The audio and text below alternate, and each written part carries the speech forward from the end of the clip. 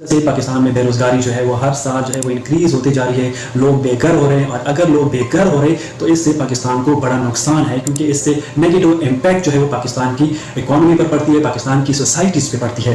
Cause of manpower misuse, یعنی اس کی پہلی وجہ یہ ہے ایجوکیشن سسٹم۔ پاکستان میں ایک مخصوص طبقے کو ایک زبردست یعنی اچھی تعلیم دی جا رہی ہے، اور دوسرے طبقے کو جو بڑے پیمانے میں ہیں ان کو صحیح طرح سے تعلیم نہیں دی جا رہی ہے۔ اگر ان دونوں میں سے کوئی جو ہے وہ گریجویٹ کرتا ہے، یعنی ہر سال پاکستان میں لاکھوں کی تعداد میں لوگ جو ہے وہ گریجویٹ ہوتے ہیں، اس حساب سے پاکستان میں جاب جو ہے وہ بڑے کم پرسنٹیج سے کریٹ ہوتے ہیں، یعنی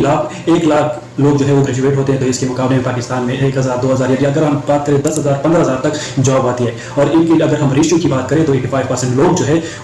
وہ روزگار ان کو نہیں ملتی، ان کو اپنی پسند کی جو ہے وہ جاب نہیں ملتی۔ پہلی وجہ تو یہ ایجوکیشن سسٹم ہے کہ پاکستان کو جو ہے وہ ایجوکیشن سسٹم میں امپرومنٹ لانی چاہیے، اور دوسری بات یہ ہے کہ اسکلفل یعنی لوگوں کو اسکل سکھانے چاہیے، یعنی دنیا میں